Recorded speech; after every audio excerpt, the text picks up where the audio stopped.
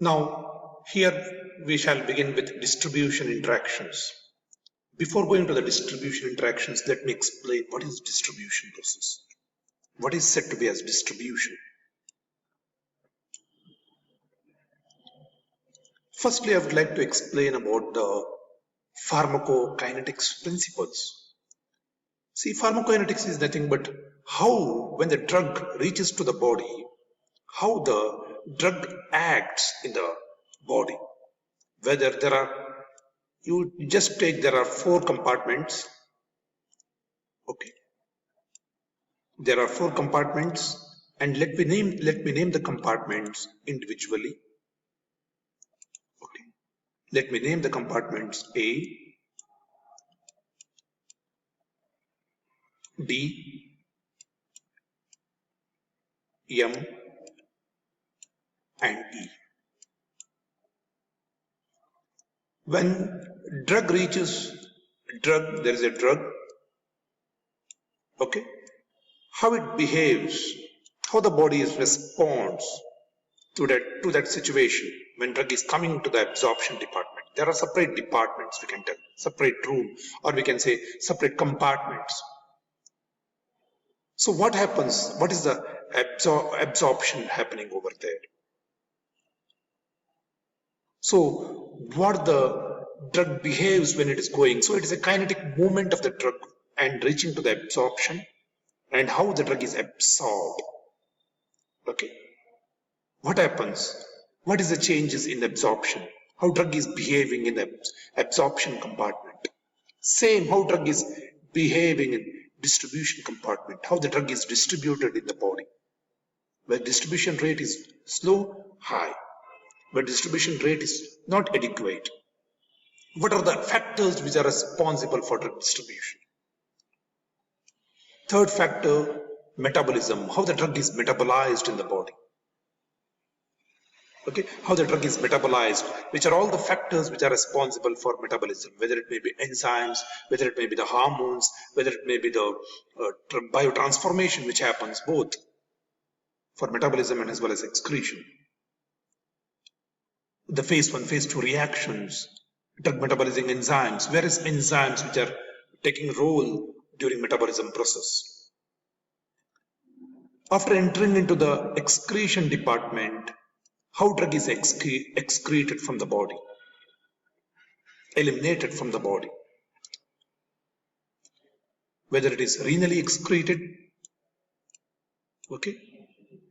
What happens when the drug is remaining in unbound form? Now I'm speaking about distribution process. So these are the 4 ADME processes which happens in pharmacokinetic principles.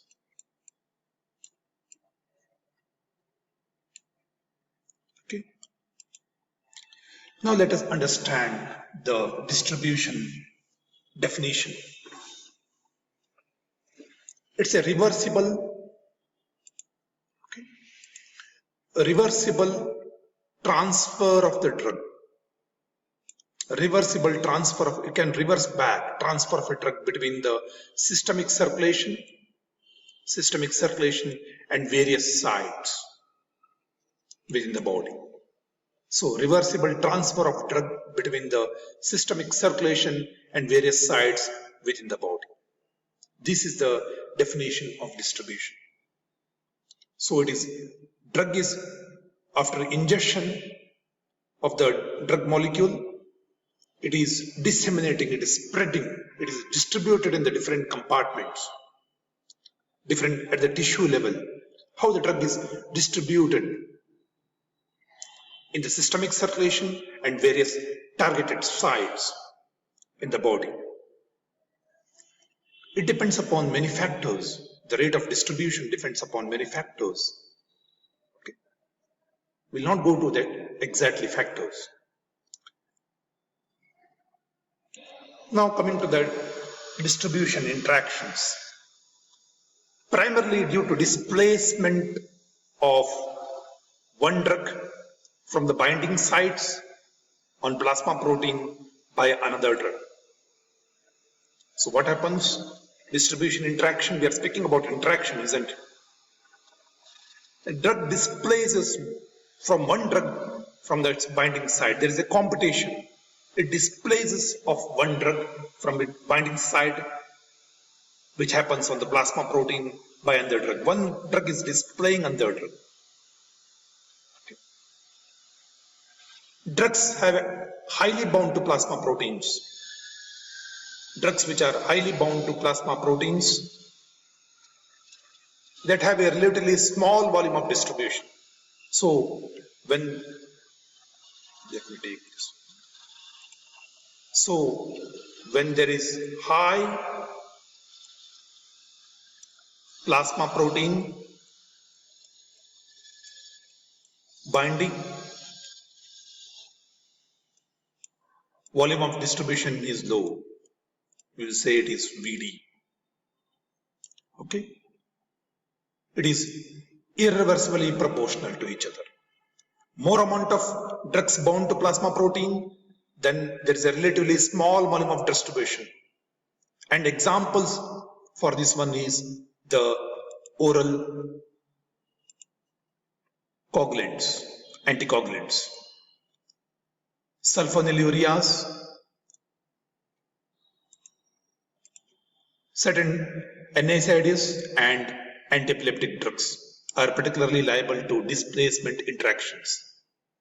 So these are the drugs which are liable for displacing one drug with other drug.